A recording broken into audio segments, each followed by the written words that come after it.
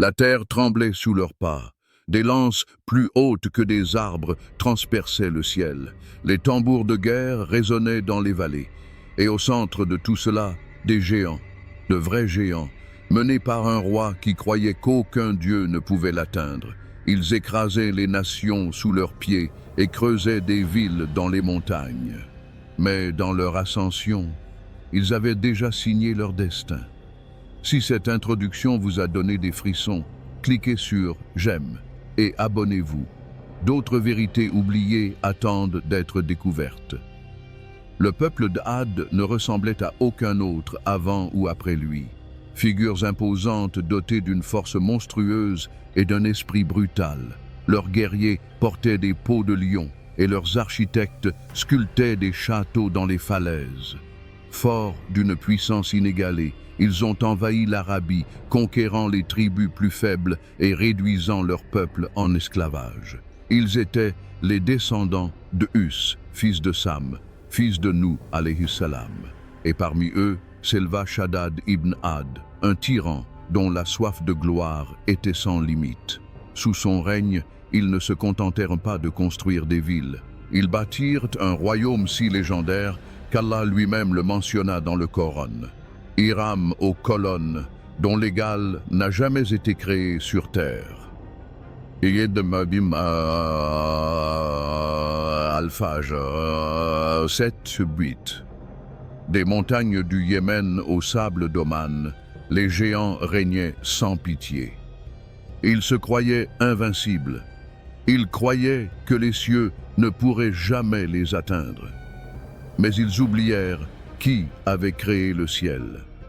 Et au cœur même de leur empire, un murmure se faisait entendre. Un prophète allait bientôt parler, et le vent allait bientôt hurler. L'ascension de Shaddad ibn Ad était sans précédent dans le désert. Il n'était pas seulement un roi, c'était un seigneur de guerre qui croyait que son trône était au-dessus des cieux d'eux-mêmes. Ses armées étaient composées de légions de géants, des guerriers aux bras d'acier et aux voix qui faisaient trembler le sol lorsqu'ils rugissaient. Dès qu'il s'empara du pouvoir, tout le pays se plia à sa volonté. Les villages tremblaient à la vue de ses bannières, approchant à l'horizon, de longs mâts surmontés de crânes dorés, symboles des royaumes qui étaient déjà tombés entre ses mains. Il régnait avec arrogance, affirmant qu'aucune force, pas même le Dieu des cieux, ne pouvait lui résister. Shaddad n'était pas comme les autres hommes. Son ambition était sans limite. Il ne voulait pas simplement régner sur son peuple, il voulait se forger un nom qui résonnerait à travers les âges, laisser derrière lui un monument si vaste et si beau que les générations futures le vénéreraient comme un dieu. Il ordonna donc à ses architectes, maçons et forgerons de construire une ville unique en son genre, Hiram aux colonnes. C'était une ville de pierre sculptée, avec des piliers blancs imposants qui touchaient le ciel, des portes plaquées d'argent et des palais ornés d'or et d'émeraude. Des cours d'eau étaient détournés pour couler dans les rues, alimentant des jardins luxuriants et des vergers qui semblaient impossibles au milieu du désert. Elle devint la fierté des géants, un signe de leur puissance inégalée. Mais la grandeur d'Hiram était fondée sur le sang et l'oppression.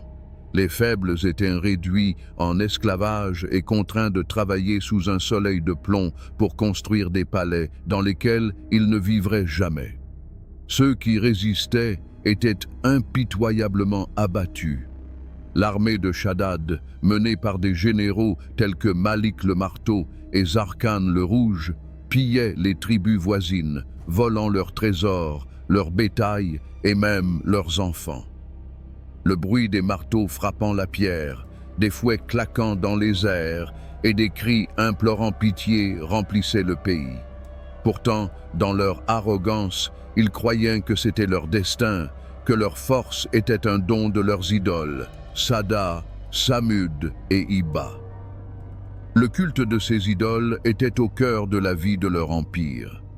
D'énormes statues de bronze et d'or se dressaient sur la place principale d'Hiram, où l'on offrait des sacrifices d'animaux et parfois même d'êtres humains. Shaddad croyait que ces créations inanimées protégeaient son règne et bénissaient sa ville. Chaque victoire au combat était célébrée par des festivals où l'on jouait du tambour et de la flûte, tandis que le peuple dansait pour louer ses idoles. Mais dans l'ombre, des rumeurs commencèrent à se répandre. Tout le monde dans l'Empire ne croyait pas que ces pierres avaient un pouvoir. Quelques voix parlaient du Créateur, le véritable Seigneur des cieux et de la terre, mais ces voix furent rapidement réduites au silence. Parmi le peuple, un homme nommé Hud, noble de caractère et sage dans ses paroles, commença à voir à quel point la corruption s'était répandue. Il voyait les riches s'enrichir, les faibles être écrasés et les idoles être traités comme des dieux. Il voyait des enfants mourir de faim, tandis que l'on versait de l'or sur des statues. C'est alors qu'il reçut une révélation, un appel d'Allah, lui demandant de ramener son peuple vers la vérité. Il devait affronter le roi tyrannique, Shaddad, et rappeler au peuple d'Ad celui qui leur avait donné leur force et leur richesse. Ce ne serait pas une tâche facile, car le cœur des géants était aussi dur que les pierres qu'ils adoraient. Mais Hud savait que la tempête approchait. Il pouvait la sentir dans le silence du vent du désert. Il pouvait la voir dans l'arrogance des yeux de Shaddad. Peu importe la hauteur de leur tour, peu importe la finesse de leur lame, un jour viendrait où le ciel même qu'ils raillaient s'abattrait sur eux. Et quand ce jour arriverait, leur empire s'effondrerait comme de la poussière dans un ouragan. Au début, Hud était seul, une voix solitaire résonnant dans les cours de marbre d'Hiram. Il n'était pas un étranger pour le peuple, il avait marché parmi eux toute sa vie. Ils avaient vu son honnêteté, sa sagesse, sa force. Mais lorsqu'il commença à dénoncer les idoles et à appeler à l'adoration du seul vrai Dieu, ces mêmes personnes lui tournèrent le dos. Certains rirent, d'autres crachèrent à ses pieds. Et dans les couloirs du pouvoir, où les coupes d'or tintaient et où une douce musique jouait, Shaddad était assis sur son trône et ricanait. « Ce n'est qu'un homme, dit-il à ses conseillers. Un pauvre homme, qui plus est. Laissez-le aboyer. Nos dieux sont sculptés dans la gloire. Le sien est invisible. » Mais la voix de Hud ne faiblit pas. Jour après jour, il se tenait au centre de la ville, sous les statues imposantes, et s'écriait « Ô mon peuple, adorez Allah seul. Ces idoles devant lesquelles vous vous inclinez ne peuvent ni parler, ni entendre, ni vous sauver. Vous avez reçu la force, mais vous l'utilisez pour opprimer. Vous construisez des tours, mais vos cœurs sont vides. Tournez-vous vers votre Seigneur avant qu'il ne soit trop tard. » Le peuple se moqua de lui. « Tu parles de punition, mais où est-elle? Tu dis que nos pères avaient tort, mais ce sont eux qui ont construit tout cela. Es-tu fou, Hud, ou simplement jaloux ?» Le cœur de Hud était douloureux, non pas à cause de leurs insultes, mais à cause de leur aveuglement. Il leur rappela le déluge qui avait autrefois détruit la terre à l'époque de Nuh, alayhi salam. Il les avertit qu'aucune force ne pouvait les protéger de la colère de leur Créateur. Mais leurs rires ne firent que s'amplifier, puis vinrent les menaces. Les prêtres des idoles commencèrent à chuchoter à l'oreille du roi. « Cet homme sape votre pouvoir, il empoisonne l'esprit du peuple. Si vous le laissez continuer, une rébellion s'ensuivra. » Shaddad acquiesça lentement. « Amenez-le devant moi. » Hud fut traîné dans les rues, battu, ensanglanté, puis jeté aux pieds du roi. Shaddad le regarda de haut depuis son trône, où des lions étaient sculptés dans la pierre à ses pieds. « Tu es courageux, dit le roi, ou stupide. Sais-tu ce que tu risques en te tenant ici? Je pourrais mettre fin à ta vie d'un simple signe de tête. » Hud leva les yeux et répondit « Ma vie est entre les mains d'Allah, pas entre les tiennes. » La cour retint son souffle. Le visage de Shaddad s'assombrit. « Où est cet Allah dont tu parles, tonna-t-il, qu'il me frappe s'il existe vraiment. Le silence envahit la pièce. Même les musiciens s'arrêtèrent. Un vent étrange souffla à travers les fenêtres ouvertes. Hud se leva. Bien que son corps fût meurtri, sa voix était ferme. Le moment n'est pas encore venu, ô roi, mais il approche. Et quand il viendra, ni ton palais, ni tes armées, ni tes idoles ne te sauveront. Cette nuit-là, la ville était tendue. Certains se moquaient de l'avertissement de Hud, d'autres commençaient à murmurer de peur. Et quelques-uns, les plus pauvres, les brisés, les oubliés, commençaient à croire. Ils venaient le voir en secret. Un jeune berger dont la famille avait été tuée par des soldats. Une femme dont l'enfant était mort parce que les prêtres avaient exigé une offrande. Un ancien soldat qui avait vu trop de sang. Lentement, le nombre de croyants commençait à augmenter. Mais la colère du roi aussi. Shaddad ordonna que tous ceux qui suivaient Hud soient marqués. Des maisons furent brûlées, des croyants furent emprisonnés. Et malgré tout cela, Hud ne cessa jamais de prêcher. Même lorsque la tempête commença à se former à l'horizon, même lorsque les vents changèrent de direction. Car Hud savait que la punition n'était plus seulement une menace. Elle avait déjà commencé. Les jours devinrent plus sombres et le ciel plus silencieux. Ce qui était autrefois une terre de jardins luxuriants et d'eau à profusion commença à se dessécher. Le ciel cessa d'envoyer la pluie. Les puissantes rivières qui coulaient autrefois dans les rues d'Iram ne furent plus que des lignes de poussière. Les récoltes furent mauvaises. Les arbres devinrent gris. Les animaux tombèrent raides morts. Le peuple d'Ad, autrefois arrogant dans son abondance, regardait désormais le ciel vide avec confusion et crainte. Mais il ne croyait toujours pas. Shaddad, fier et aveugle, convoqua ses prêtres. « Offrez davantage de sacrifices, rugit-il. Versez de l'huile sur les idoles, déposez de l'or, de l'encens, de la chair. Les dieux sont en colère, apaisez-les. » Et c'est ce qu'ils firent. La fumée de leurs offrandes s'éleva dans le ciel sans vent. Le sang des animaux envahit les rues près des temples. Le son des tambours résonna toute la nuit tandis que des chants désespérés étaient entonnés. Mais aucun nuage n'apparut, aucune pluie ne tomba.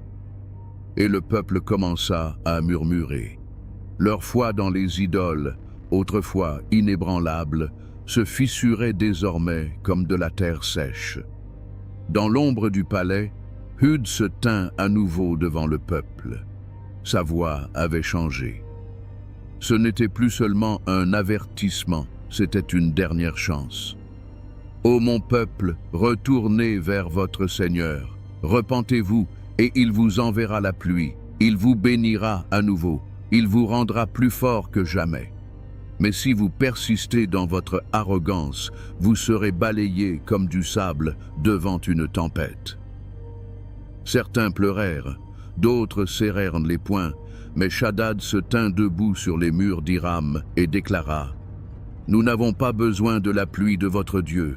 Nos dieux nous mettent à l'épreuve, ils récompenseront notre foi. C'est un fou, un menteur, un traître. » Pourtant, la sécheresse s'aggrava, la famine se répandit, les enfants pleuraient toute la nuit, les puits s'asséchèrent, les familles s'enfuirent vers les déserts extérieurs, dans l'espoir de trouver de l'eau. Mais il n'y en avait pas. Les habitants d'Ad commencèrent à se retourner les uns contre les autres. Des combats éclatèrent pour quelques gouttes d'eau. Les soldats pillèrent leur propre peuple pour se ravitailler. La ville qui autrefois se vantait de sa gloire s'effondrait de l'intérieur. En secret, Hud rassembla son petit groupe de croyants. Il les réconforta, il pria avec eux. Il leur rappela que cette souffrance ne durerait pas éternellement et qu'Allah ne rompait jamais ses promesses. Mais même lui sentait le vent tourner. Il y avait quelque chose dans l'air maintenant, quelque chose de plus profond que la sécheresse. Un silence avant la tempête. Puis, un matin, 3 nuages apparurent à l'horizon. Un blanc, un rouge, un noir. Les gens les virent et poussèrent des cris de joie. « La pluie! Les dieux nous ont exaucés! Le salut est arrivé! » Shaddad désigna le nuage noir et rit. « Celui-là, déclara-t-il, c'est lui qui contient le plus d'eau. Il remplira à nouveau nos rivières. Il redonnera vie à nos jardins. Il rendra honneur à notre ville. » Mais au loin, le visage de Hud pâlit. Il s'avança et cria de toutes ses forces. « Ô mon peuple, ce n'est pas un nuage de miséricorde, c'est un nuage de colère. C'est ce que vous avez invoqué par votre défiance. C'est ce que vos idoles ne peuvent arrêter. » Mais ils ne l'écoutèrent pas. Ils dansèrent dans les rues. Ils chantèrent les louanges de leur Dieu. Ils ouvrirent leurs jarres et leurs pots, prêts à recueillir les premières gouttes. Ils rirent et se moquèrent de Hud, le traitant d'homme maudit de la sécheresse. Et au-dessus d'eux, le nuage noir devint plus sombre et plus proche, et silencieux comme la mort. Le ciel s'assombrit à mesure que le nuage noir se rapprochait, engloutissant le soleil dans son ombre. L'air devint épais, lourd, si calme qu'il en était presque assourdissant. Les oiseaux disparurent, même les insectes s'enfuirent. Les habitants d'Ad se tenaient dans les rues d'Iram, les bras grands ouverts, attendant les premières gouttes. Ils souriaient, inconscients du danger. Les enfants dansaient sous l'obscurité menaçante. Les tambours résonnaient et les trompettes retentissaient.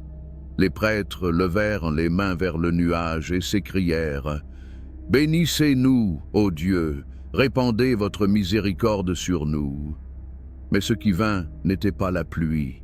Une voix se fit entendre, glaciale, tonitruante, invisible pour la plupart, mais indéniable dans sa puissance.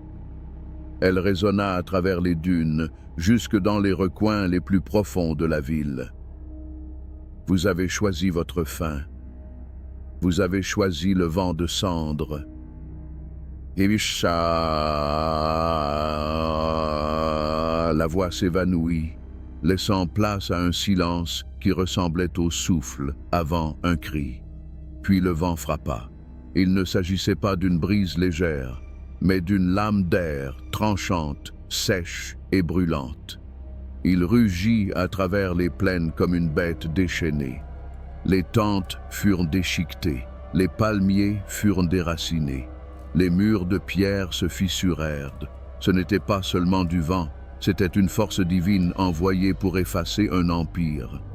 La première rafale balaya les hommes, la deuxième déchira le marché et projeta les animaux dans les airs. À la troisième, les cris commencèrent. Les puissants géants, ceux qui se vantaient autrefois d'être les plus forts de la terre, furent projetés comme des chiffons. Leurs armes leur furent arrachées des mains.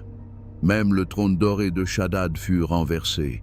Les portes du palais, forgées dans les métaux les plus résistants, furent pliées en arrière comme de l'argile.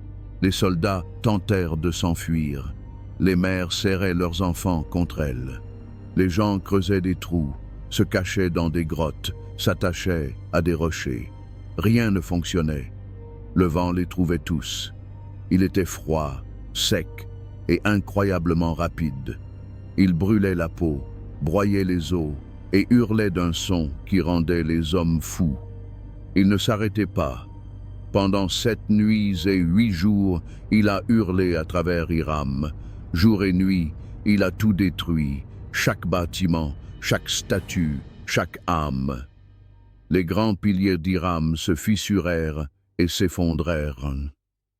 Les idoles de Sada, Samud et Hiba furent écrasés au sol, leurs visages effacés par la colère de celui qu'elles avaient renié. Et Hud, il avait emmené ses disciples dans les hautes terres, loin de la ville, sur l'ordre d'Allah. De là, Il regarda le vent danser à l'horizon comme un serpent noir, aplatissant tout sur son passage. Il ne se réjouit pas, il pleura. Lorsque la tempête prit fin, il n'y eut plus aucun bruit, seulement le silence. La grande ville d'Iram, autrefois remplie de musique, de fierté et de rire, avait disparu, enterrée, avalée par le sable. Les géants qui avaient régné sur le monde n'étaient plus que des ossements brisés sous les dunes. Leur arrogance, leur pouvoir, leur richesse, tout cela n'avait plus aucune importance face à la justice divine. Et Allah les décrivit dans son livre comme s'ils étaient des troncs de palmiers creux, vides, sans vie, finis. Le vent avait obéi à son Seigneur, et le peuple d'Ad devint une leçon pour toutes les générations à venir. Seuls les croyants survécurent, seuls ceux qui avaient écouté l'avertissement de Hud alayhi salam. Et alors qu'ils se tenaient parmi les ruines, les larmes aux yeux et la peur au cœur, Hud leur rappela d'une voix brisée par le chagrin et la crainte: telle est la fin de ceux qui oublient leur Créateur, qui adorent la pierre et le pouvoir. Puissions-nous ne jamais oublier ce que le vent nous a dit aujourd'hui. Dans les jours qui suivirent la tempête, le paysage était méconnaissable. Ce qui avait été autrefois l'empire le plus puissant connu de l'homme n'était plus qu'un cimetière de sable.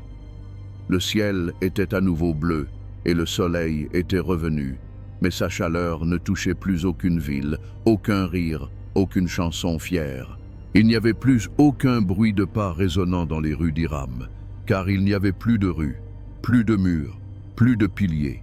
Tout avait été balayé, comme des mots écrits sur l'eau. Hud alayhi salam se tenait sur une haute crête surplombant l'endroit où se dressait autrefois la grande ville. Le vent soufflait désormais doucement autour de lui, ne rugissant plus avec une rage divine, mais apportant un silence obsédant. Son peuple, les quelques-uns qui avaient cru, s'étaient rassemblés derrière lui en silence. Leurs visages reflétaient la douleur d'avoir survécu, le lourd fardeau d'avoir vu ce que les autres avaient nié jusqu'à la fin. Hud se tourna vers eux et dit: « Ceci est le pouvoir de votre Seigneur. Il donne, et il reprend, il exalte, et il détruit, non par colère, mais par justice. » Puis, un enfant demanda: « Reviendront-ils un jour ?»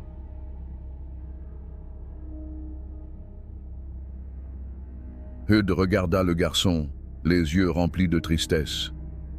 Non, le peuple d'Ad est entré dans l'histoire non pas comme des souverains, mais comme un avertissement. Et c'est exactement ce qu'ils devinrent. Des siècles plus tard, les voyageurs qui traversaient la région trouvaient d'étranges pierres enfouies dans le sable, d'énormes dalles gravées de symboles anciens, des tessons de poterie trop grands pour être tenus par un homme normal et des squelettes bien plus longs que n'importe quel corps humain connu. Ils murmuraient des récits d'une cité perdue engloutie par la terre, de géants qui avaient défié les cieux et d'un prophète qui s'était opposé à eux avec pour seule arme la vérité. Mais la plupart considéraient ces récits comme des mythes, à l'exception de ceux qui y croyaient. Les générations se succédèrent. Des royaumes s'élevèrent et tombèrent, mais l'histoire d'Ad perdura. Elle fut récitée par les prophètes, mémorisée par les érudits et préservée dans le Coran par la volonté d'Allah. Quant aux Ad, ils furent détruits par un vent violent et hurlant, qu'il leur imposa pendant 7 nuits et 8 jours consécutifs, de sorte que tu voyais les gens qui s'y trouvaient tomber comme s'ils étaient des troncs de palmiers creux. Al-Haqqa 6-7. Ce n'était pas seulement une punition, c'était une miséricorde pour le monde, afin de lui rappeler que, quelle que soit la hauteur à laquelle un peuple s'élève, s'il oublie celui qui l'a créé, sa chute n'est qu'une question de temps. Et aujourd'hui encore, les vents murmurent à travers les déserts du Yémen et d'Oman. Certains disent que si l'on écoute attentivement, on peut entendre des voix dans le vent, non pas des cris ni des malédictions, mais des avertissements, des rappels doux et tristes d'un peuple qui se croyait invincible et qui a appris trop tard que rien n'est plus grand que la vérité. Hud et ses disciples s'installèrent dans un autre pays.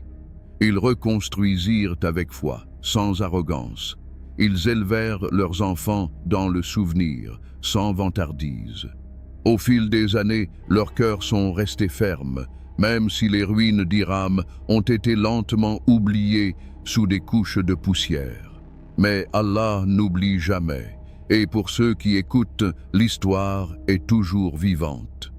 Alors que le soleil se couchait derrière les dunes, projetant de longues ombres sur la terre aride, Hud alayhi salam jeta un dernier regard vers ce qui était autrefois Iram, la ville des piliers, de la fierté, des idoles dorées et des rois géants. Désormais, ce n'était plus qu'une étendue plate et silencieuse. Le sable avait enseveli non seulement les murs et les tours, mais aussi l'héritage bâti sur l'arrogance. Et dans ce silence, il y avait un message plus clair que n'importe quel sermon, plus fort que n'importe quel cri de guerre. Hud rassembla les croyants survivants et parla doucement, mais chaque mot frappa profondément. Cette histoire ne parle pas seulement de destruction, elle parle de miséricorde. Allah leur a donné du temps. Il leur a envoyé des avertissements. Il a fait preuve de patience, mais ils ont refusé. Et c'est ainsi que finit toute nation qui se croit supérieure à son Créateur. Ne soyez pas comme eux. Vivez dans l'humilité. Adorez avec sincérité.